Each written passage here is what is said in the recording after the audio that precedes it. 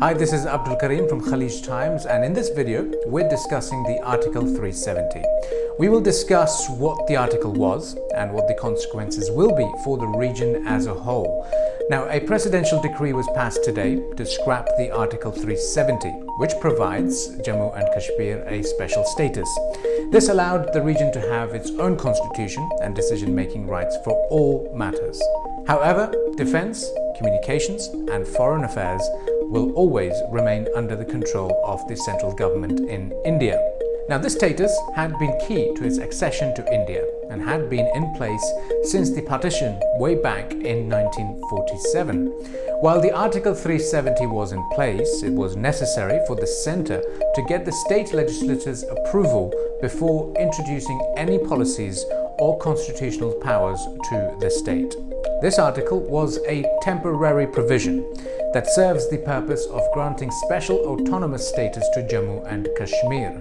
A key part of the Article 370 was 35A, which prohibited Indians from outside the state from permanently settling, buying land, holding local government jobs, or winning education scholarships in the region.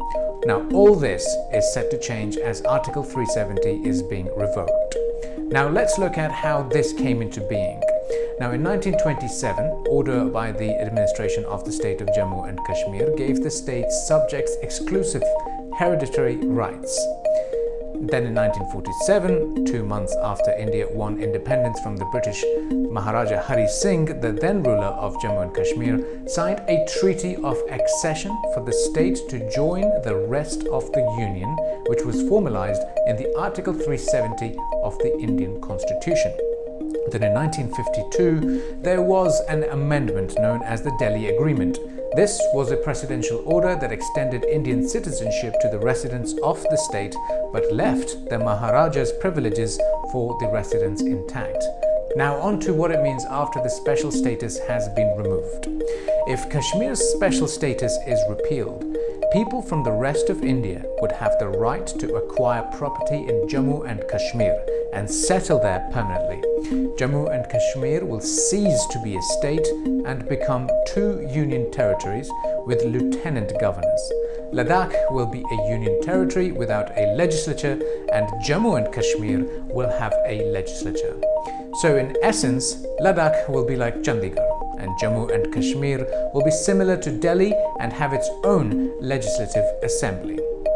As of now, there are 29 states and 7 union territories in India. After this is passed, it will be 28 states and 9 union territories.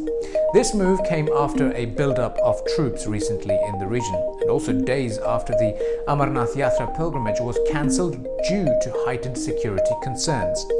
In response, Indian Home Minister Amit Shah says that Jammu and Kashmir will now be reorganized, with the state now divided into 2 union territories.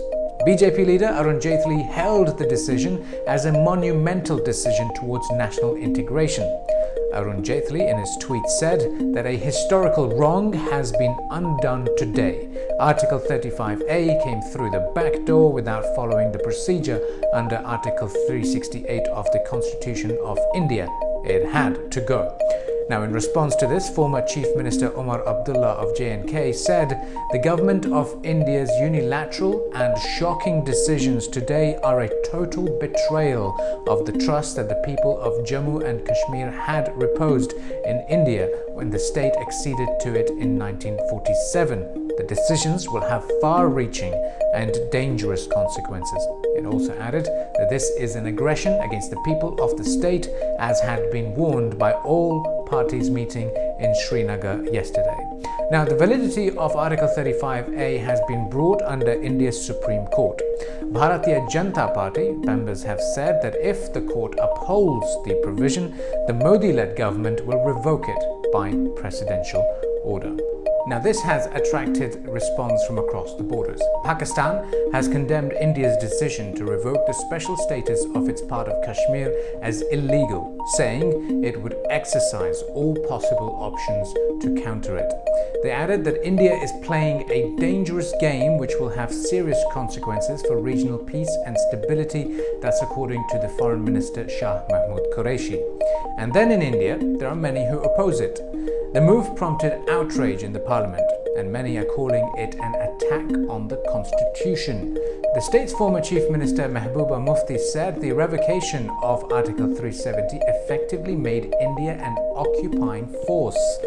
Today marks the darkest day in Indian democracy, she said in a tweet, adding that the government's unilateral decision was illegal and unconstitutional. Now, changing Article 370 also requires the approval of the state government, but Jammu and Kashmir has been under the rule of a governor since June 2018, when the BJP pulled out of a state government coalition with the Regional People's Democratic Party. This effectively means the state has been ruled directly by Delhi through a governor who has agreed to the bills. The changes are expected to be signed into law shortly. Well, that's it for the Article 370. For more on the stories, you can log on to KhaleejTimes.com. It's goodbye for now.